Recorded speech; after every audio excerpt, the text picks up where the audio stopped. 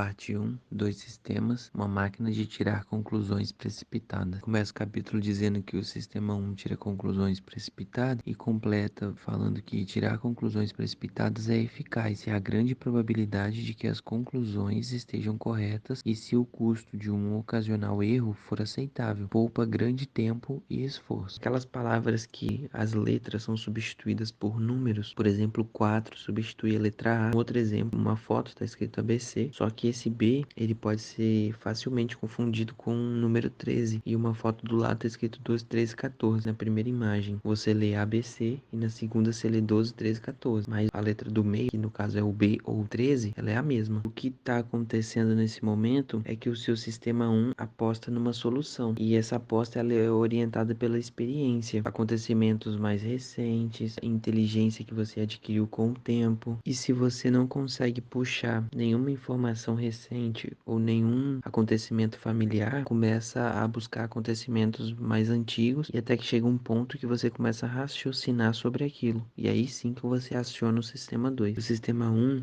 ele nem fica na dúvida de escolher entre a letra B na sequência de letras e o número 13 na sequência de números. É uma decisão simples para o sistema 1, ele nem conhece uma alternativa a essa resposta. Se ele tivesse que pensar em uma alternativa, o que seria acionado seria o sistema 2, que aí sim estaríamos falando em incerteza e dúvida. Ele fala também a respeito do psicólogo Daniel Gilbert, fez uma obra, O que nos faz feliz. Ele fala a respeito da teoria da crença, que remonta lá dos filósofos antigos, principalmente de Baruch de Spinoza. Gilbert diz que a compreensão de uma afirmação deve começar com uma tentativa de acreditar nela. Ele fez um experimento em que ele colocava uma frase muito estranha, uma dica é uma chama, e depois no final dessa frase ele colocava a palavra verdadeiro ou falso. Após expor as pessoas a isso, colocavam elas para memorizarem números, ou seja, sobrecarregar o sistema 2. E a conclusão do experimento é que as pessoas com o sistema 2 sobrecarregado, por muitas vezes, lembravam das frases falsas como frases verdadeiras. Ele conclui do experimento que quando o sistema 2 está muito empenhado, somos capazes de acreditar em quase qualquer coisa. Ele diz que o sistema 1 é crédulo e propenso a acreditar. O sistema 2 ele é encarregado de duvidar, mas o sistema 2 às vezes está ocupado e muitas vezes é preguiçoso. Nessa situação, o sistema 2 tende a acreditar em quase tudo. Em outro momento, ele fala a respeito das operações da memória associativa que contribui para os viés de confirmação. Ele cita a frase Sam é amistoso e depois ele cita uma outra frase Sam é inamistoso. Na frase Sam é amistoso, eu procuro por situações em que Sam tinha um comportamento adequado. Essa atitude é conhecida como estratégia de teste de positivo, porque eu procuro situações parecidas com o que eu estou ouvindo e que vai de encontro ao que os filósofos dizem, que é a tese da hipótese. Se você acha uma hipótese contraditória, no caso, se eu digo que todos os cisnes são brancos, basta eu achar um cisne negro que eu refuto essa ideia. E ele lembra que o sistema 2 funciona dessa forma: estratégia de teste de positivo, viés de confirmação e memória associativa. Fala que o sistema 1 também influencia nesse processo, porque se eu exponho você a uma frase de que no Brasil haverá tempestade, de agora em diante você está mais propenso a suspeitar dessa possibilidade de desastre do que você estaria antes. Mais à frente ele fala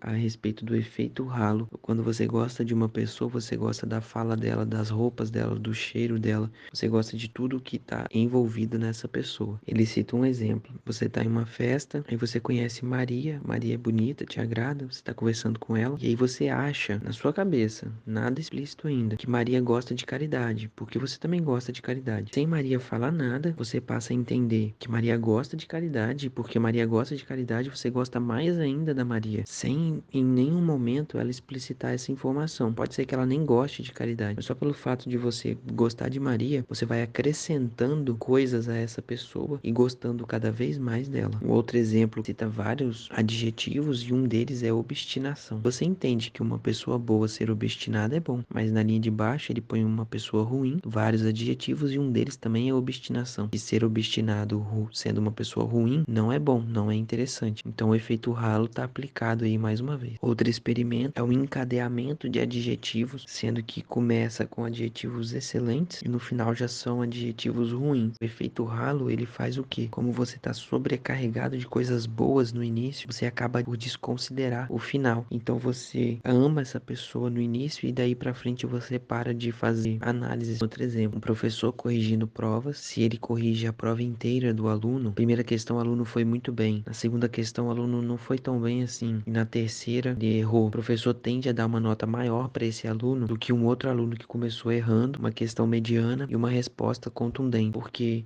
o primeiro caso, o professor está imbuído daquele sentimento de que o aluno é inteligente, de que o aluno talvez a segunda questão ele errou por um descuido e a terceira porque não deu tempo de fazer. Então ele diz que o certo, para ser mais generalista possível, é você corrigir questão por questão de cada aluno. Então você põe todas as folhas ordenadas, corrige todas as primeiras questões, depois você corrige todas as segundas. E mesmo assim, ele alerta porque você também vai estar influenciado, porque se você corrigiu a questão do Pedro e ele acertou muito bem, escreveu tudo certinho, copiou do livro, e depois você corrige a questão da Maria, e Maria nem foi tão bem assim, mas cumpriu os requisitos que precisava da questão. Você acaba dando a nota maior para Pedro do que para Maria, sendo que em teoria os dois acertaram a questão. Em um momento posterior, ele fala a respeito do erro de correlato e também fala a respeito da sabedoria da multidão. Se muitas pessoas forem questionadas a respeito de quantas moedas tem em um determinado pote, a média vai acertar, mas várias pessoas vão errar de muito. Outro caso que ele coloca é a tendência à média, que é a respeito dos depoimentos que são dados na polícia.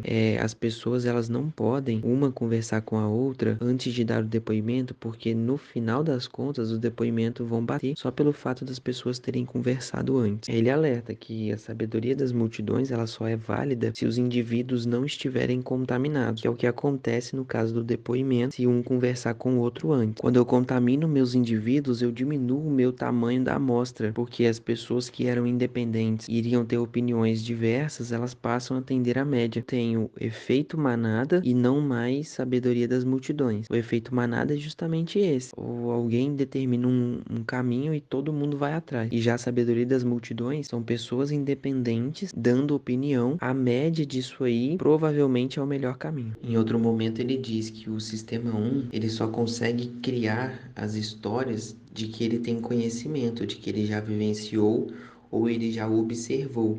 Ele não consegue inventar uma história. Ele chama de ideias ativadas, que são ideias já vivenciadas ou já observadas. A definição de sucesso para o sistema 1 é criar uma história coerente. A quantidade e qualidade de dados para essa história ser coerente é irrelevante. Ele lembra que o sistema 1 é uma máquina de tirar conclusões precipitadas e ele diz que o sistema 1 faz isso para criar um conforto cognitivo. Lembra que o seu sistema 2 ele é preguiçoso e por isso ele vai endossar muitas crenças intuitivas do sistema 1. Em outro momento, ele cita uma frase muito importante que é o que define o nosso sistema 1, que é o que você vê é tudo o que há. Diz também que a confiança que as pessoas sentem é determinada pela coerência da história que conseguem construir a partir das informações disponíveis. E aí ele faz uma reflexão dizendo que saber pouco torna mais fácil ajustar tudo que você sabe em um padrão coerente. A gente vai para aquela frase popular, que as pessoas que não sabem muito acham que sabem tudo. Quanto maior o seu conhecimento,